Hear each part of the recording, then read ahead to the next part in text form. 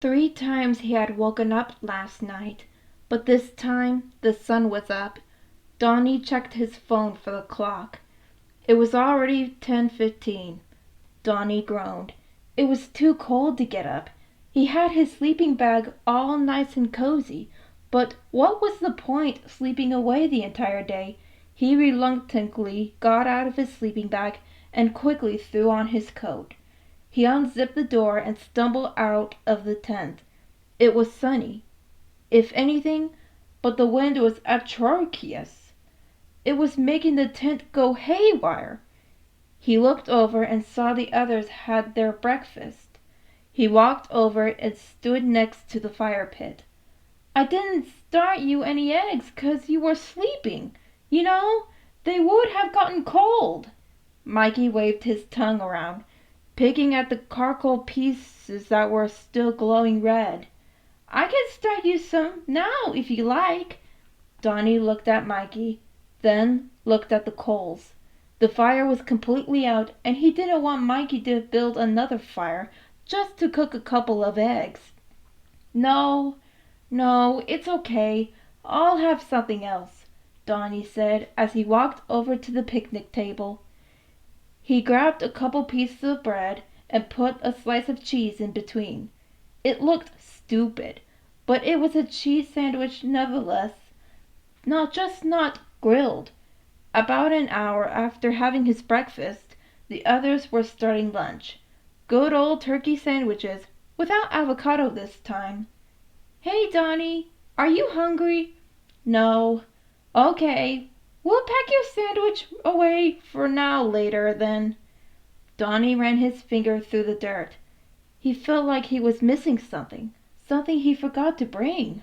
No, it wasn't his lab. It wasn't even technology related. But he was missing it. Throughout the day, Leo and Mikey were also finding that they forgot things they wished to bring along with. Okay, fine." Raph flung his hands into the air and stood up from his camping chair. "I can swing by the lair and grab some things for y'all, okay? Now what was it y'all want?" Mikey and Leo told them the various items. Raph knew he wouldn't remember all that, so he had them write it down. Donnie was still sitting in the grass, pulling out the grass blade by blade. "Donnie, was there anything you wanted while I'm back at the lair getting these two guys their stuff?" Raph knew it was a dangerous question, asking if Donnie wanted anything from home. He could ask for his entire lab, and Raph would have to tell him no. But Donnie seemed oddly quiet. He nodded his head. "Okay, can you tell me?" Donnie lifted his eyes to look at Raph and shook his head.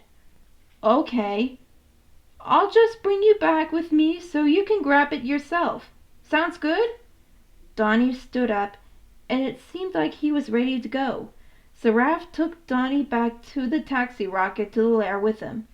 Raph had finished gathering the stuff on the list and went to find Donnie. "Yo, Donnie, I'm done. Are you ready to go?" Donnie came out of his room, holding something small in his hands. "Is that it?" Raph asked, because he was surprised Donnie didn't have a truckload of tech in his arms. "What is it?"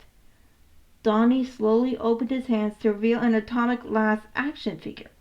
It was silly that something so small and simple felt like a lot more when you didn't have it near you. "That's all you want?" Raph asked with a smile. "Yeah." "Okay, let's get this stuff over to the campsite." Soon they arrived back at the camp where Mikey was already starting a fire to make dinner. "Back so soon, I see?" "Yep. Here, Leo, I got your comics." "Thanks." "What are you making, Mikey?" "Walking tacos. It's where you take small bags of chips," Mikey proceeded to demonstrate. "Put some ground beef in it. Put some cheese, lettuce, sour cream, guacamole." There was the avocado again. Something about guacamole didn't sound very appetizing that day. "Close the bag, mix it up, and done. For you, Donnie." Donnie took the bag and looked inside. It looked like a jumbled mess, but it smelled good. And he was kind of hungry since he didn't actually eat that extra sandwich they made him. He took his food over to the picnic table and ate there. Mikey proceeded to serve everyone else too. After they are done eating, Donnie picked up the bar of soap and was about to walk to the restrooms himself, until everyone else decided they had to go as well. So they walked over to the restrooms. It wasn't so bad. It felt safer knowing his brothers were right there by his side. Mikey, being the typical brother, ran to the restroom. Either he was blowing off excuse energy, or he really had to go really bad. That was a question only Mikey could answer. 4 entered the restrooms, but only 3 appeared to have come out. Raph and Leo were chatting their heads off. Donnie looked around and noticed Mikey was not with them. "Where's Mikey?" "Probably still in the bathroom." Leo folded his hands behind his head. Donnie stopped and turned around to confirm the probability. Opening the door, he peeked inside to see if he was washing his hands. Nope. Donnie walked in and peeked under the stall doors to see if his feet were there. Empty. Mikey was not in the restroom. He went back outside and checked around the restrooms. He wasn't there either. He quickly made his way back to the camp. Just when he was about to tell the others he couldn't find Mikey, he found him snuggled up in an orange sleeping bag. "Hi, Dee! What's up? I could have sworn you had gone to the restrooms with us." "Oh, I did. How come I didn't see you exit? 'Cause I was done before you even left the stall." "Okay, I understand now. Sorry to bother you." Donnie exited Raph and Mikey's tent and walked over to one he shared with Leo. Speaking of which, Leo was already in his sleeping bag and sound asleep. Guess it doesn't take much to run his energy battery down. Donnie quietly crawled into the tent and wiggled into his sleeping bag. The temperature should be warming that night. Somewhat of a relief for Donnie, he did not like the cold at all. 30 minutes later, a horrible dizziness came over Donnie. It made his stomach turn. He shifted his position, but nothing was helping. He looked at the tent as it swayed back and forth. That didn't help at all. Quickly, he scampered out of the tent. He felt like you could throw up at any given moment. His stomach settled down slightly once he was outside, but the wind was still howling. Sending shivers up down his spine, Donnie decided to make a break for the restroom. He grabbed the soap again and rushed into the restroom. The temperature was warmer that night by 20 degrees. Then why did it feel like it was freezing? His back tensed up and his teeth chattered so loud he could have woken up his brothers from a mile away. He made it to the restroom and quickly got inside. Again, he went to his little corner of the large stall and took a few deep breaths. If he threw up now, at least he could easily clean up. His throat felt thick.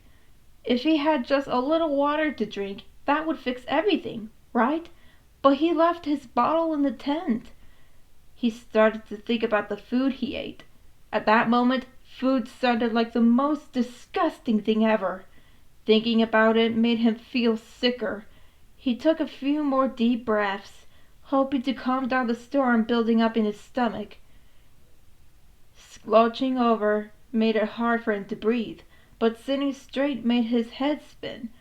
It was a lost situation.